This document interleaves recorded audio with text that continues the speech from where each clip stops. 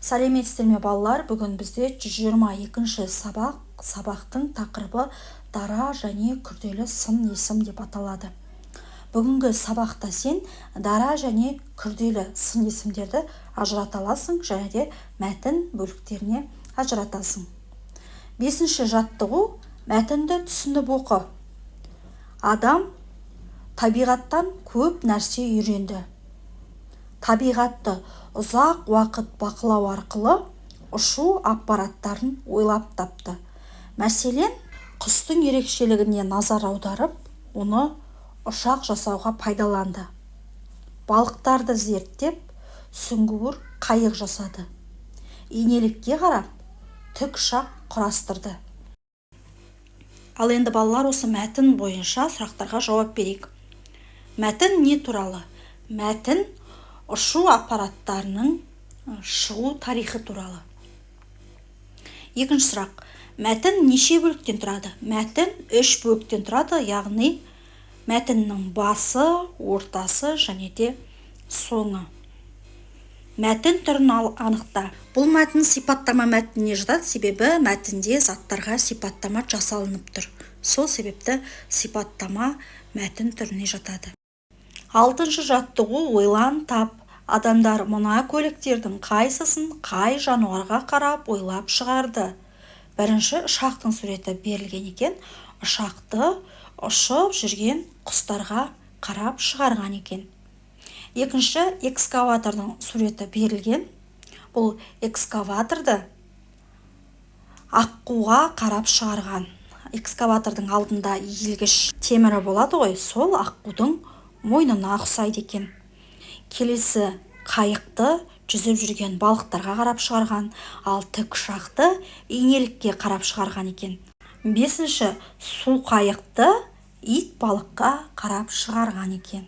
Міне балалар, бұл көліктердің шығу тарихы осындай екен. 7-ші жаттығу: өлеңді көшіріп жаз. Ақ орамал жамылған, асқар шыңға өрледік. Асқақтата салдыған, айдын көлде тербеліп.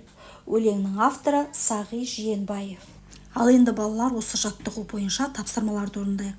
Сын есімдердің астын сыз, олардың дара, күрделі екенін айт. Өлеңдегі сын есімдер ақ, асқар, айдын сөздері. Бұл сын есімдер дара сын есімдер болып табылады. Қарамен жазылған сөздердің түбірі мен қосымшасын ажырат. Өлеңдегі қарамен жазылған сөздер шыңға, көлде сөздері. Шыңға сөзінің түбірі шың, яғни зат есім, ға қосымша.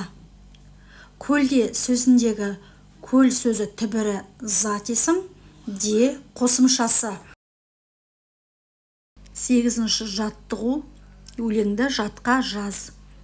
Ала таңнан тұрып ап, құба жонға барамын. Ақбоз атқа мініп ап, жұлдыз дайын ағамын. Өлеңнің авторы Тұрысбек Еділбай.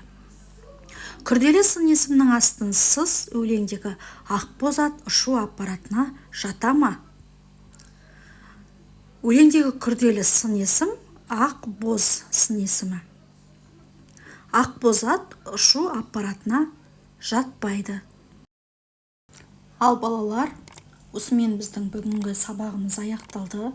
Сіздерге осы сабақ түсінікті болды деген ойдамын. Егер де сіздерге видео ұнаған болса, міндетті түрде каналға тіркеліп, видеоға лайк басып кетуді ұмытпаңыздар. Сол кезде алда шығатын сабақтарды оңай тауып алатын боласыздар.